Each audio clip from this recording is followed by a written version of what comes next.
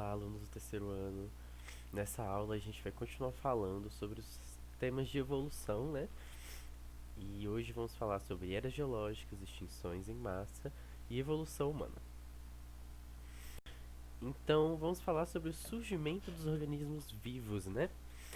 É uma teoria que foi muito conhecida e por muito tempo dizia que os organismos surgiam de locais propícios através de matéria inorgânica, às vezes. Que, por exemplo, essa teoria dizia, por exemplo, que moscas poderiam surgir de carne podre ou ratos poderiam surgir de panos sujos e coisas assim. Essa teoria era conhecida como a biogênese, né? Pois ela dizia que a vida vinha de coisas não vivas. E aí, com muito tempo passando depois dessas ideias se proliferarem, né? Cientistas começaram a pensar em novas possibilidades e novas explicações para o surgimento dos organismos e alguns proporam ideias contra a biogênese. E assim foi sugerida a biogênese, que diz, né, uma teoria que diz que a vida vem da vida, né? Organismos vivos vêm de outros organismos vivos.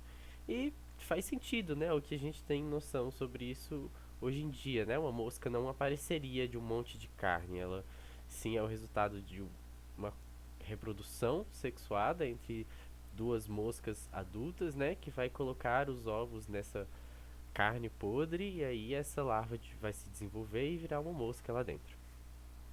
E aí hoje nós entendemos isso, né? Que os organismos vêm de outros organismos. Mas essa biogênese ainda não responde a nossa pergunta de onde veio os seres vivos, né? De onde veio o primeiro ser vivo? E aí para isso tem outras explicações, como por exemplo, uma teoria que diz que a vida veio parar na Terra há bilhões de anos atrás, através da queda de um meteoro. Nessa teoria, algumas bactérias que vieram do espaço nesse meteoro e sobreviveriam à queda, começando a colonizar a Terra. Não existem muitas formas de ter certeza, de confirmar essa teoria, e é difícil de imaginar que essas bactérias sobreviveriam ao impacto. Então, é bem improvável, se não impossível, que isso aconteça. Essa teoria era conhecida como panspermia. Hoje em dia, se acredita, né, a comunidade científica acredita que a origem da vida se teve há aproximadamente 3,8 bilhões de anos atrás, nos oceanos da Terra, onde vários nutrientes, várias substâncias e moléculas lá acabaram se juntando por acidente, por pura sorte, e começaram a se reproduzir e formando uma célula, o primeiro organismo vivo, que foi se diversificando em tantos outros que nós conhecemos hoje e os que nós não conhecemos, mas que já existiram. A partir do momento que esse organismo celular surge nos mares primitivos, ele vai começar a passar por mudanças conforme ele vai se reproduzindo, duplicando seu material genético. Ele vai evoluindo. E aí, com o passar do tempo, esse organismo unicelular deu origem a toda a biodiversidade que nós conhecemos hoje, que aqui nessa imagem está organizada nessa estrutura chamada cladograma, que relaciona esses organismos de acordo com a ancestralidade comum que eles têm, dizendo quais são mais aparentados ou mais próximos evolutivamente falando e quais são mais distantes uns dos outros. Aqui nós conseguimos observar isso mais de perto com a história evolutiva das plantas. Nós podemos ver aqui nesse cladograma o momento em que o ancestral das briófitas se divergiu das demais plantas, em seguida das pteridófitas e das gimnospermas. E nós podemos ver, por exemplo, que as briófitas são bem mais aparentadas com as pteridófitas do que com as angiospermas, por exemplo, porque o ancestral comum deles está um pouquinho mais distante. Então, essa criação de novas espécies, surgimento de novas espécies, é conhecido como especiação. Esse processo vai acontecer quando o ancestral comum vai dar origem a duas espécies diferentes. Para entender um pouquinho melhor esses processos, vamos olhar aqui essa imagem e considerar essa populaçãozinha de besouros. Então, supostamente essa população de besouros ela vai ser separada por alguma barreira física que vai impedir que essas duas populações tenham contatos entre si. E você vê que existe uma diversidade entre esses besouros nessa população. Você vê que tem alguns besouros mais escuros, outros mais claros, alguns puxando para o verde. E aí, nesses ambientes onde eles vão parar agora, essas duas populações vão ter que ocupar nichos diferentes. Vamos supor que nessa população aqui, o nicho que eles vão precisar ocupar é um nicho que vai estar disponível para eles ocuparem, é o nicho de um indivíduo que vive na grama, né, que habita aquele ambiente de gramas. E essa outra população no ambiente onde o solo é coberto de folhas secas. E aí, com o passar do tempo, você vai ver que os organismos que vivem nesse ambiente de grama, com um ambiente mais esverdeado, vão ter tendência a sobreviver os organismos que têm uma cor mais parecida com aquele substrato, no caso a grama, o verde. E aí vão ser selecionados pelo ambiente, né, os organismos verdes, porque eles vão conseguir se esconder melhor, né, vão sobreviver por mais tempo e vão conseguir reproduzir e passar esse gene adiante. E o mesmo vai acontecer com a outra população, mas em um de uma forma diferente, porque como o substrato deles é de uma cor mais amarronzada, né, folhas secas, caíram de árvores já, se eles continuassem expressando esse gene de cor verde, eles seriam facilmente detectáveis. Então, os indivíduos que possuiriam uma cor mais semelhante com a do substrato vão se reproduzir melhor, vão se esconder melhor e vão levar adiante esse seu gene de cor mais semelhante à do substrato onde ele habita. Então, com isso, eles vão formar duas espécies. Espécie, dentro dessa classificação que nós fazemos dos seres vivos, é a parte mais específica, a classificação mais específica. Mas existe um pequeno problema com relação à definição de o que é uma espécie.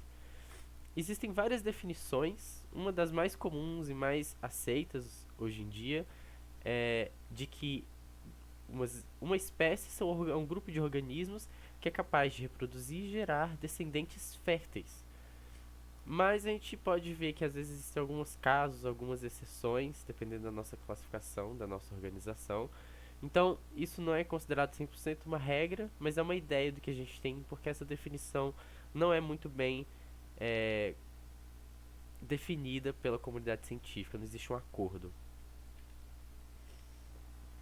Então, agora nós vamos falar sobre o tempo geológico, que é basicamente a organização dos eventos mais importantes da história do planeta e da vida, feita por cientistas, para a gente poder ter uma noção de o que aconteceu e qual ordem, como funcionou a evolução desses organismos, a mudança deles ao longo desses eventos que aconteceram com o planeta. Então, esse processo vai ser dividido em éons, eras, períodos e épocas. E vão descrever a história natural, como a gente vê às vezes em museus ou coisas assim. Os éons e as eras são as janelas de tempo bem grandes, maiores, podendo durar até 2 bilhões de anos. Nessas janelas, nós podemos fazer perguntas, por exemplo, sobre o grande panorama do planeta. Sobre, por exemplo, se já havia vida na Terra, se ela já estava na Terra, se ela já habitava, por exemplo, ambientes terrestres ou se ela ainda vivia apenas na água. E os períodos e as épocas, por exemplo, nos permitem fazer perguntas mais específicas sobre os acontecimentos do mundo. Por exemplo, como o tempo era nessa época e como é que os organismos se adaptaram a isso. Hoje, nós vamos entender um pouco mais sobre o panorama maior dessa história do nosso planeta, que é escrita basicamente pelo que nós encontramos no registro de rochas, né, o registro geológico e o registro fóssil do nosso planeta. E aí esses eventos, esses períodos, né? Esses períodos eles vão ser definidos por eventos. Eventos geológicos, como por exemplo a solidificação da crosta terrestre, ou paleontológicos, como extinções em massa. Essa é a tabela do tempo geológico, que organiza esses momentos, né? De forma que nós possamos identificar o que veio primeiro, o que aconteceu em qual ordem. E o primeiro éon de qual nós vamos tratar é o éon Adeano, que é aquele primeiro comecinho ali da história da Terra. Então, o éon Adeano tem esse nome por causa do deus grego do submundo, Hades, e ele durou de 4,6 bilhões de anos, começou com a própria formação do planeta Terra, e durou até aproximadamente 4 bilhões de anos com a solidificação da crosta. Apesar dele ser muito difícil de se imaginar, mas existe a possibilidade de que vida conseguiu surgir já nesse éon. Apesar de nós não termos fósseis, nós temos sinais químicos de átomos que são mais utilizados por organismos vivos do que outros. Então, esses sinais podem indicar a presença de organismos vivos em algumas rochas desse éon. O próximo éon é o Arqueano. O Arqueano, o nome dele significa origem, porque é o éon onde primeiramente a gente imaginou que tinha surgido a vida pela primeira vez. E ele começa há 4 bilhões de anos com a solidificação da crosta terrestre e dura até aproximadamente 2,5 bilhões de anos. Então, ele era conhecido porque é a primeira vez que nós temos. Era conhecido por ser o éon em que é a primeira vez nós vamos ter fósseis de organismos vivos, né? Então, nós vamos conhecer os estramatólitos. Os estramatólitos são aglomerações de bactérias, de um filme microbiano que começa a crescer naquele local e eles sedimentam, ajudam na sedimentação de umas partículas sólidas e eles vão construindo uma estrutura que forma tipo uma cúpulazinha e os micro-organismos vão crescendo por cima dele enquanto eles vão aumentando essa estrutura. Esses organismos ainda existem até hoje. Eles são encontrados em lugares como a Austrália, por exemplo, a África do Sul. E nesse éon também, uma das maiores novidades que aconteceu foi o aparecimento de cianobactérias, que são organismos fotossintetizantes produtores de oxigênio. E é isso que vai marcar o final do éon arqueano, que é a mudança na concentração de gás carbônico e oxigênio na atmosfera terrestre. Mudança essa causada justamente por essas cianobactérias que apareceram durante o éon. O próximo éon é o Proterozoico. Proterozoico significa vida primitiva. E esse éon começou há 2,5 bilhões de anos com essa mudança na concentração de O2 na atmosfera até 541 milhões de anos atrás. Aqui mostra o começo dessa subida do nível de oxigênio na atmosfera, que ocorreu em torno de 2,5 bilhões de anos. E essa mudança na atmosfera terrestre pode ter sido a causa de uma das primeiras da primeira grande extinção que aconteceu no nosso planeta, porque para muitos micro-organismos o oxigênio é tóxico e pode causar a morte desses organismos, mas principalmente para organismos procariotos. Então, os organismos procariotos que habitavam o planeta nessa época sofreram muito com essa mudança da concentração de oxigênio. Porém, os organismos eucariotos, que surgiram há aproximadamente 2 milhões de anos durante o éon proterozoico, foram bem favorecidos por essa mudança na concentração de oxigênio que permitiu que esses organismos se tornassem muito mais complexos. Entre os primeiros organismos complexos e multicelulares que começaram a aparecer nesse éon proterozoico estão algumas algas, em torno de 1 bilhão de anos, e a fauna de Ediacara, que são organismos que foram encontrados no registro fóssil em torno de 600 milhões de anos atrás. Mas não se tem muito entendimento de qual é a relação desses organismos com os animais atuais. Com o fim do éon proterozoico, a gente vai entrar agora no éon fanerozoico, que significa vida visível. E que você pode reparar como na tabela ele representa a maior parte das informações que nós temos, mas na verdade ele representa a menor parte do tempo de vida do nosso planeta, né, e de desenvolvimento e evolução dos organismos vivos. Os éons passados, o Adeano, o Arqueano e o Proterozoico, somam juntos mais de 80% do tempo, indo de 4,6 bilhões de anos a 540 milhões de anos, sendo o Fanerozoico só os últimos meio bilhão de anos da história da vida na Terra. Mas justamente por ser o éon mais recente, ele é o qual nós temos mais informações do registro fóssil, que nos permite construir melhor a história dessa época. Então, ele começou há 541 milhões de anos e dura até atualmente. Ele significa vida visível. E para organizar melhor os acontecimentos desse éon, ele foi dividido em eras. E essas eras em outros períodos ou épocas. Mas nesse momento nós vamos focar especialmente nos acontecimentos mais importantes das eras do Fanerozoico. A era Paleozoica começou há 541 milhões de anos e durou até 252 milhões de anos. É uma das eras mais importantes para o desenvolvimento na vida, pois foram momentos muito cruciais, onde aconteceram muitas mudanças, tanto nos organismos quanto no planeta. Essa era começa com a explosão do Cambriano, que foi um evento onde ocorreu uma diversificação muito rápida dos organismos vivos que habitavam os oceanos do planeta.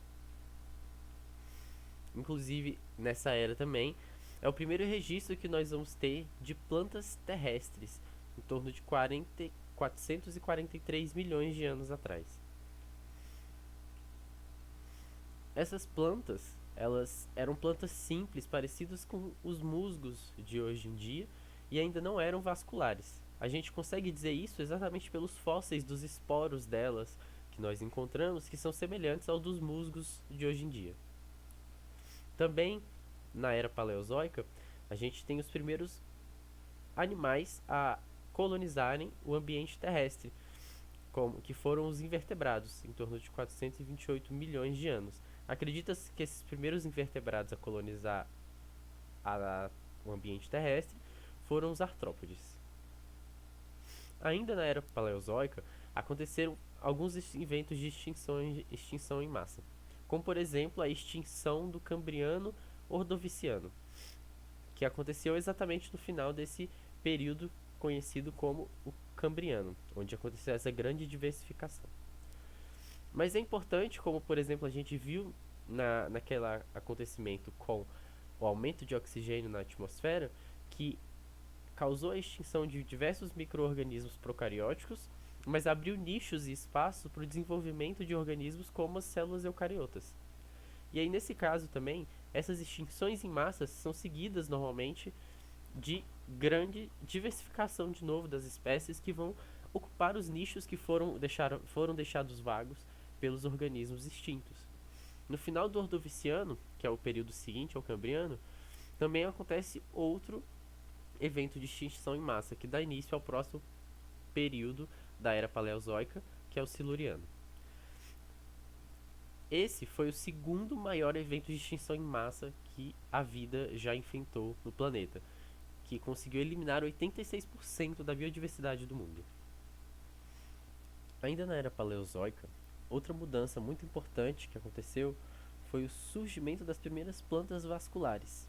Plantas como Cooksonia, que datam de cerca de 440 milhões de anos atrás, foram as antecessoras de plantas muito maiores que, com essa capacidade de vascularização, cresceram a tamanhos nunca antes vistos na Terra, formando as primeiras florestas e matas.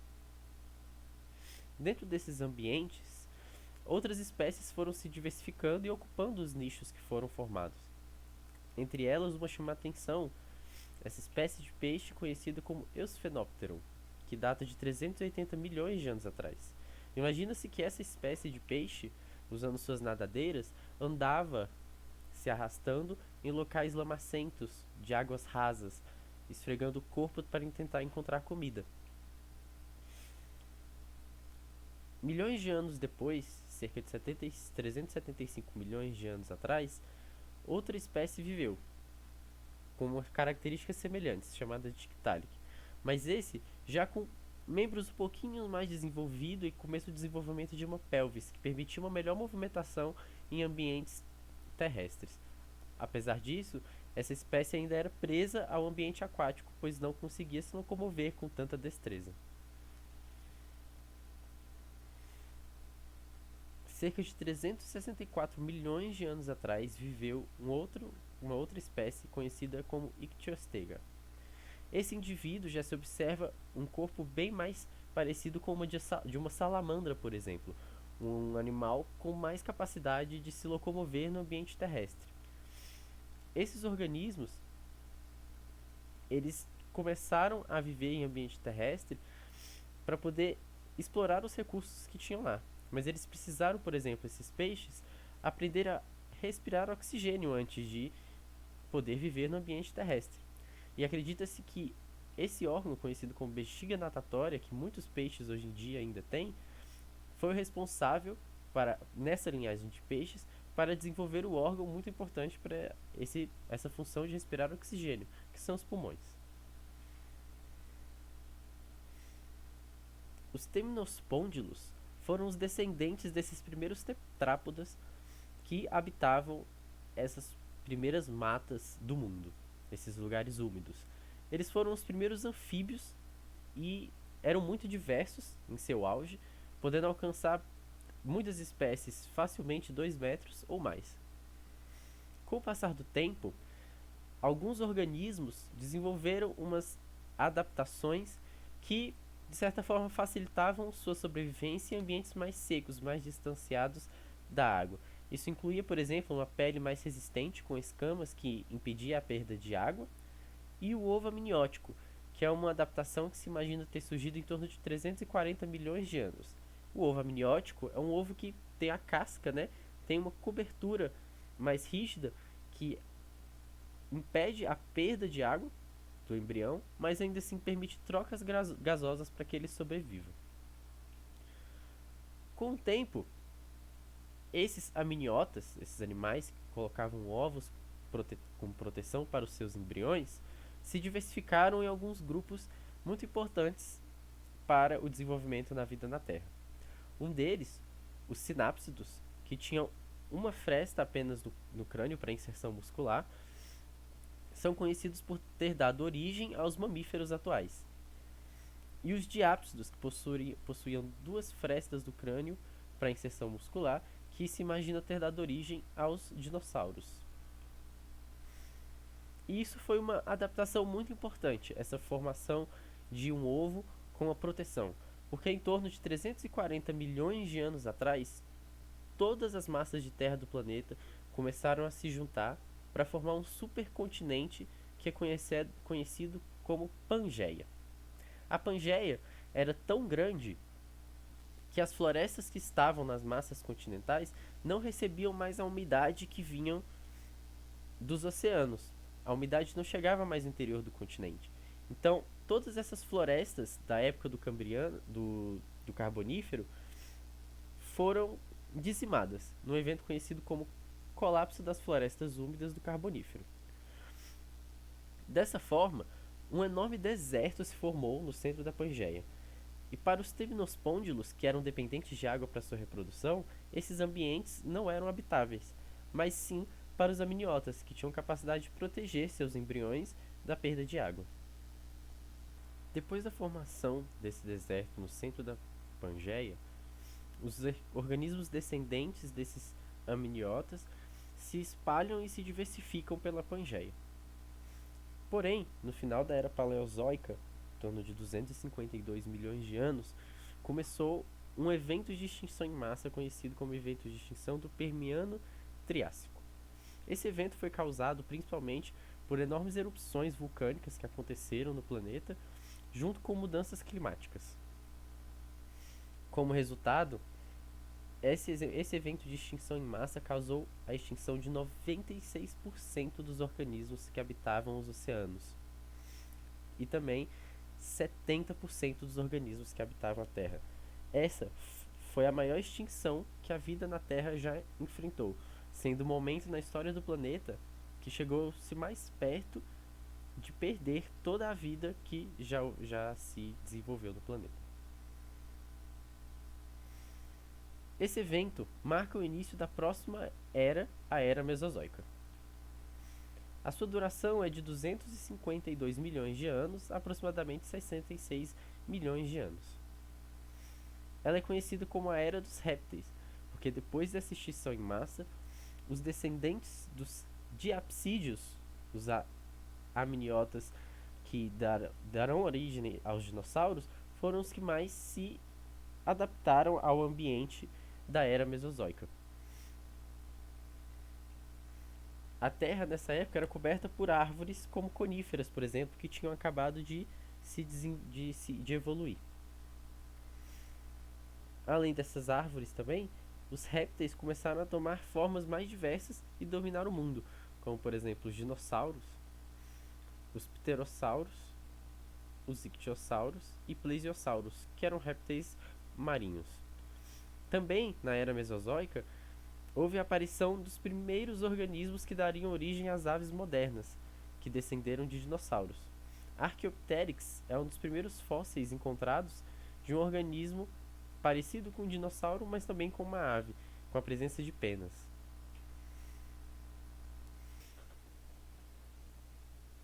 Na era Mesozoica ainda haviam personagens secundários que normalmente eram ofuscados pela presença dos grandes répteis e desses outros organismos enormes que habitavam o planeta.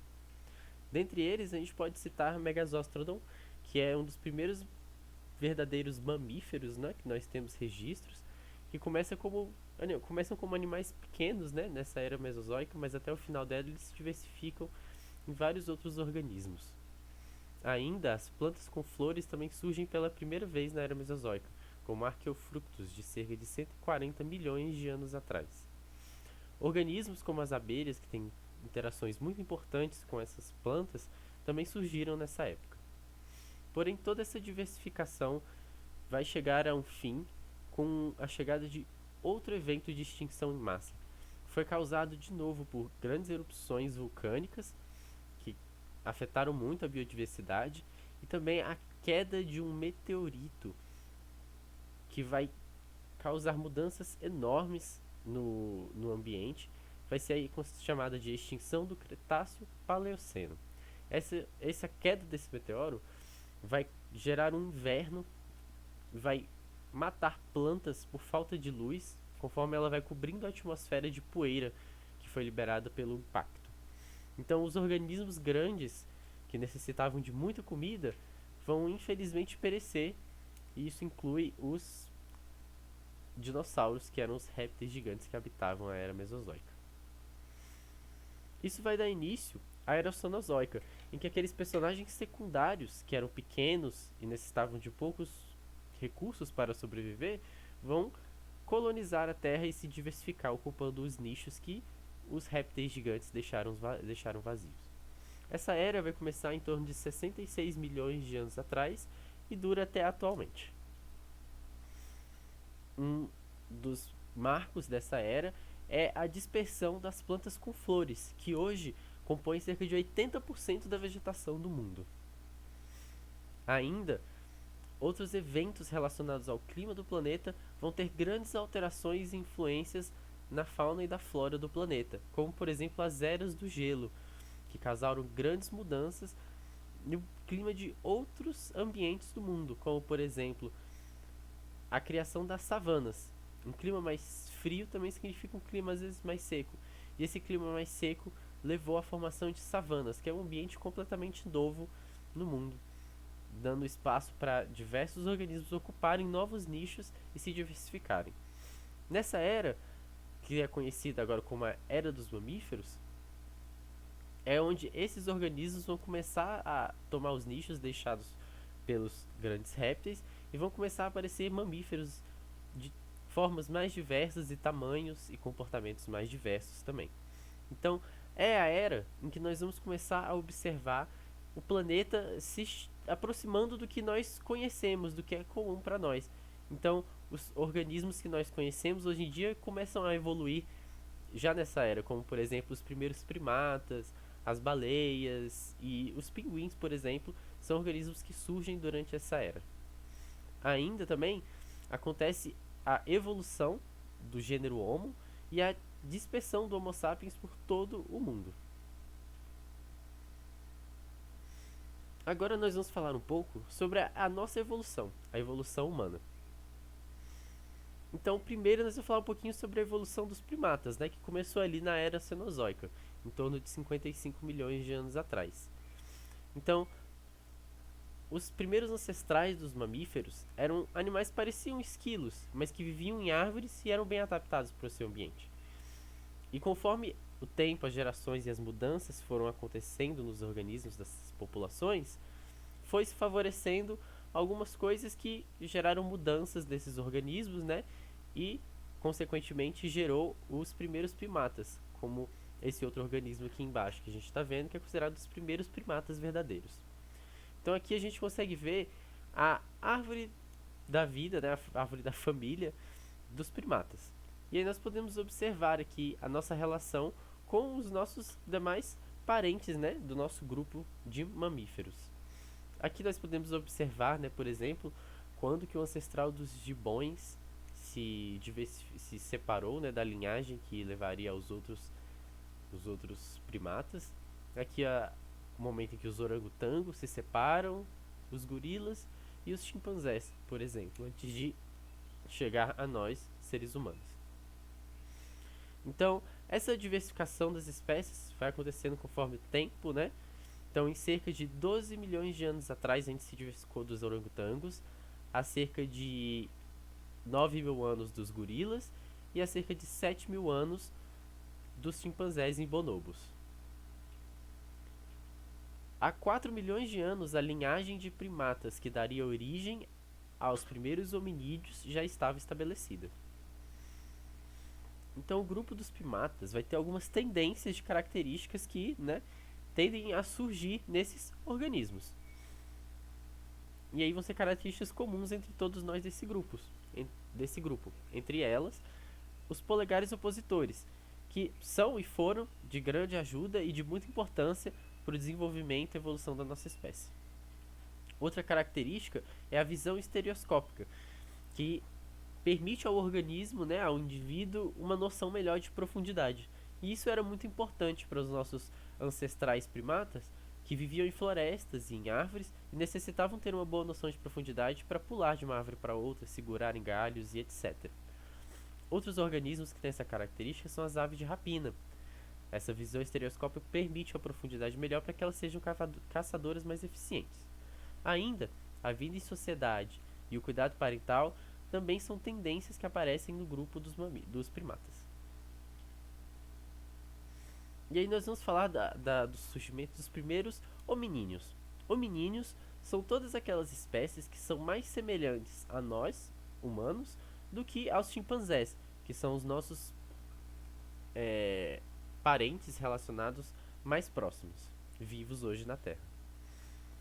Então aqui nessa imagem nós podemos ver uma diferençazinha do esquema que mostra o momento em que houve essa separação, né, do nosso ancestral comum entre os ancestrais que dariam origem aos chimpanzés e aos hominídeos, que são os parentes mais próximos a nós que já estão extintos.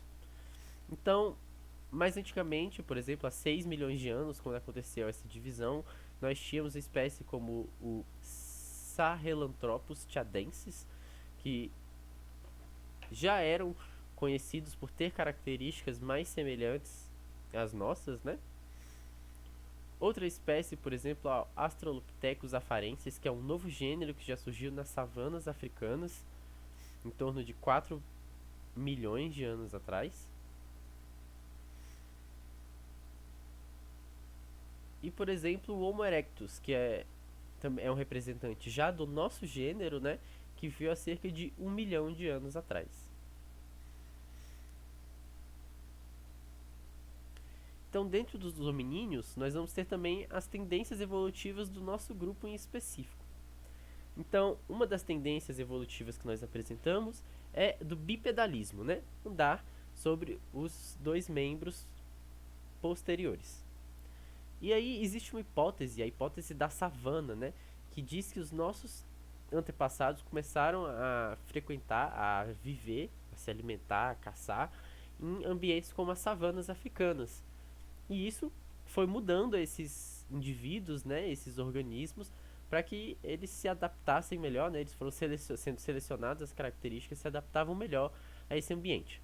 Então, o bipedalismo é considerado uma vantagem nesse ambiente, por exemplo, porque você tem um ponto de vista mais alto, né, fica mais fácil para você avistar presas, predadores. você também tem as mãos livres agora, que te permite carregar objetos ou jogar objetos em potenciais ameaças. Também ajuda na regulação térmica, porque uma área menor do seu corpo está exposta ao sol enquanto você está andando. E se você é um primata, andar com duas pernas é bem menos. Você gasta bem menos energia para fazer isso, né? Outra tendência que nós temos também é o volume cerebral. Então, o nosso grupo, né, os hominíneos, tem uma tendência a desenvolver um cérebro maior. Por exemplo, aqui nós podemos ver a imagem de um crânio de um Homo habilis, que é o primeiro representante do nosso gênero, que tinha cerca de 600 centímetros cúbicos de caixa craniana. O Homo sapiens, por exemplo, nossa espécie, tem mais do que o dobro, 1.250 centímetros cúbicos. Já o Homo neanderthalensis, já extinto, tinha 1.500 centímetros cúbicos. Então nós podemos ver que existia essa tendência dentro do nosso grupo mesmo. E essa tendência ajudava principalmente na comunicação, porque quando nós nos comunicamos melhor, nós conseguimos caçar melhor, nos defendermos melhor, e isso foi favorecendo, né, a sobrevivência desses organismos, e eles levaram à frente esse gênio de ter um cérebro maior, poder se comunicar melhor. E também para a produção de ferramentas novas que vão ser parte muito importante também da nossa evolução. Então esse uso de ferramentas, ele vai ser muito importante para nós, para a obtenção de alimentos, conseguir fontes mais diversas de alimentos, né? Que vai nos garantir uma maior quantidade de energia. Então alimento que antes não estava disponível para nós conseguirmos obter pelos nossos dentes ou unhas, agora vai estar disponível através das ferramentas que nós desenvolvemos. O uso dessas ferramentas, as primeiras, data em torno de 3,3 milhões de anos, por espécies de Australopithecus. Com o passar do tempo, nós melhoramos na produção dessas ferramentas, né? E a cultura acheuliana mostra armas e artefatos bem mais preparados, bem esculpidos, em torno de 1,7 milhões de anos. Provavelmente foi feito por alguma espécie do nosso gênero, Homo. O fogo também teve papel muito importante na nossa evolução, porque ele também melhorava a qualidade e a acessibilidade dos nossos alimentos, né? Era mais fácil para se digerir um alimento que já foi cozido, gasta menos energia. Então, isso favoreceu a sobrevivência desses organismos também.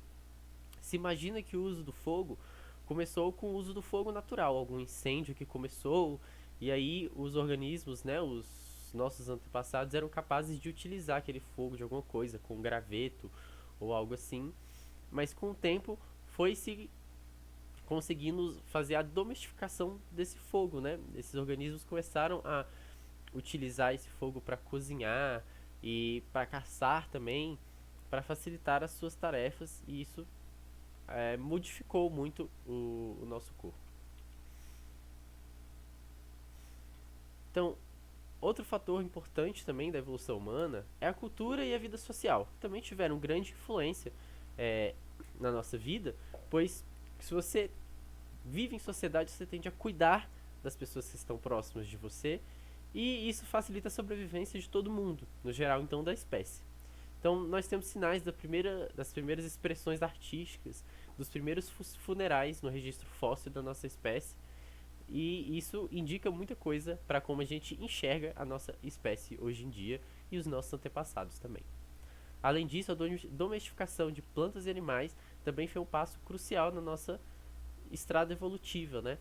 Facilitando muitas coisas para nós e garantindo que a gente gastasse menos energia para obter alimentos. Então, com esse sucesso, o Homo sapiens, juntando todas essas características, foi capaz de se disseminar pelo planeta inteiro ao longo do tempo. Então, cerca de 100 mil anos atrás, imagina que a gente saiu da África, cerca de 60 mil a gente chegou na Austrália, em torno de 30 mil anos atrás a gente já estava chegando ali nas Américas. É claro que esse mapa ele mostra uma linha reta de como teria sido essa dispersão, mas na realidade nós sabemos que existiam várias ondas de imigração de humanos várias vezes espécies populações de Homo sapiens deixaram a África e retraíram, avançavam e depois voltavam. Então foi uma coisa bem mais dinâmica do que a gente consegue ver aí. Durante a nossa dispersão pelo mundo, nós sabemos que também encontramos com outros hominíneos, organismos muito parecidos com a gente. Então, sabemos que há cerca de 40 mil anos, a nossa espécie se encontrou com Homo neanderthalensis na Europa e na Ásia. E nós interagimos com esses organismos, né, com essa outra espécie. Às vezes como competidores por recursos, ou alguns cientistas acreditam que até em conflitos mesmo violentos. Mas nós temos certeza que nós tivemos troca de material genético com esses organismos, que houve reprodução entre a nossa espécie e o Homo neanderthalensis. No nosso DNA nós temos prova disso, que está na forma de dois genes.